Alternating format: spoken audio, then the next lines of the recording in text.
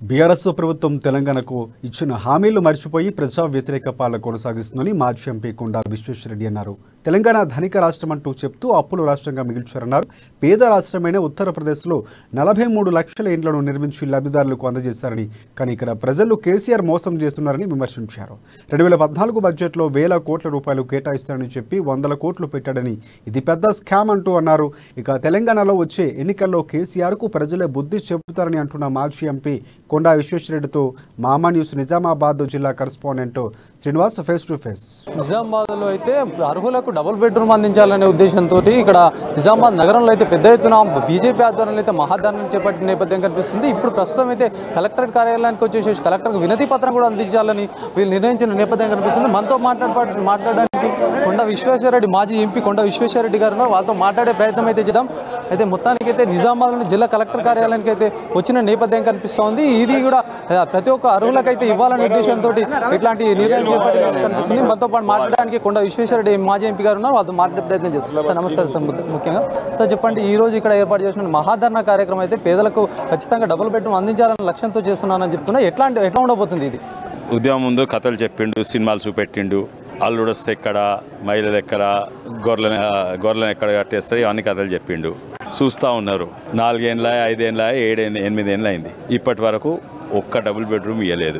ఇంతలా ఇది ధనిక రాష్ట్రం అంటున్నారు. ఇంతలా 5 ఏళ్ళలో ఈ ఉత్తరప్రదేశ్ పేద రాష్ట్రము 43 లక్షల ఇల్లు కట్టించిండ్రు, ఇచ్చిండ్రు, గృహప్రవేశం కూడా అయింది. అంటే ఏమన్నట్టు? ప్రజలను మోసం చేస్తారా? ప్రజలు ఇడిచిపెట్టు, ప్రజల్లో అన్నిట్ల పేదలను అన్నిట్లో ఎక్కువ మోసం. వాళ్ళతో అయితే ఫుట్బాల్ ఆడుకుంటున్నాడు, ఊరిస్తున్నాడు, ఇగిస్తా అని ఊరిస్తున్నాడు. ఏమైనాయి? నేను అక్కడ ఉంటే ఎంపీ అప్పుడు 2016-17లో 23,000 కోట్లు పెడతా అని 300 కోట్లు పెట్టిండు. తప్పనిసరిగా 100% ఇది స్కామ్. ప్రజలను మోసం చేస్తుండు.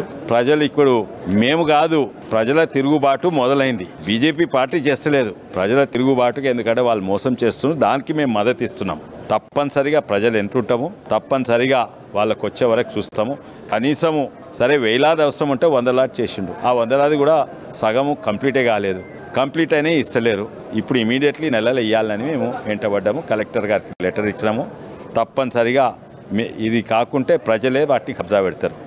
ఎలా ఉండబోతుంది సార్? ఈ నెల అయితే డెడ్ లైన్ లాగా కూడా మీరు చెప్పిన నేపథ్యం కనిపిస్తుంది. ఇది తర్వాత ఇంకా పంచని నేపథ్యంలో కూడా ఎట్లాంటి ప్రణాళిక రూపొందిస్తారు? పంచడం దాంట్లో ఏమైనా పద్ధతి ఉందా, లేకుండా వాళ్ళ కార్యకర్తలకు ఇచ్చుకొని వాళ్ళు అమ్ముకుంటారా తెలియదు. అందుకే ఆ పద్ధతి గురించి కూడా అడిగినాము. ఆ పద్ధతి ట్రాన్స్పరెంట్ ఉండాలి. లాటరీ సిస్టమ్ అన్నారు. అంటే 9 ఏళ్ళు అయింది, ఇప్పటివరకు బెనిఫిషరీస్ ఎవరో తెలియదు. కనీసం బెనిఫిషరీస్ ఉండాలి. నాకు తెలుసు, నేను అక్కడ ఉన్నప్పుడు ఈయన చెప్పిండు www ఏదో వెబ్సైటు తెలంగాణ housing.cgg.gov.in అని కొడితే నువ్వు నీ జిల్లా సెలెక్ట్ చేసుకో, క్లిక్ కొట్టు, నీ మండల్ సెలెక్ట్ చేసుకో, క్లిక్ కొట్టు, తర్వాత నీ గ్రామం క్లిక్ కొట్టు, అందులో నీ పేరు రాస్తే నీ డబుల్ బెడ్రూమ్ పరిస్థితి ఏందని వస్తుంది. ఎక్కడ ఇవన్నీ సినిమాలు చూపెట్టిండు. అది ఎప్పుడు 4-5 ఏళ్ళ కింద చెప్పిండు. ఏ వెబ్సైట్కి పోవాలి, ఎక్కడ నా పేరు కనబడుతుంది, ఎక్కడ లేదు. గదన్నా కనీసము ఇచ్చే 30-40 ఇండ్లన్నా ఎవరికి ఇస్తున్నావు, ఆ పద్ధతి ఏంది, ప్రొసీజర్ ఏంది, అదన్నీ ఉండాలి. ట్రాన్స్పరెన్సీ ఉండాలి.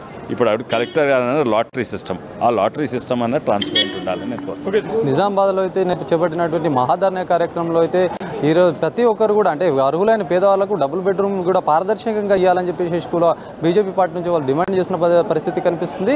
అయితే ఏదైతే నగరంలో ఈరోజు చేపట్టినటువంటి యాత్ర సందర్భంగా కూడా ఒక డెడ్ లైన్ లాగా కూడా ఈ నెల మొత్తం చివరి దాకా అయితే ఖచ్చితంగా అర్హులకైతే ఈ డబుల్ బెడ్రూమ్ పెంచాలి, లేకపోతే బీజేపీ ఆధ్వర్యంలో అయితే పెద్ద మొత్తంలో అయితే కార్యక్రమాలు చేపడతామని కూడా చెప్పిన పరిస్థితి కనిపిస్తుంది. కెమెరామెన్ భాస్కర్తో శ్రీనివాస్, అమ్మా న్యూస్, నిజామాబాద్ జిల్లా.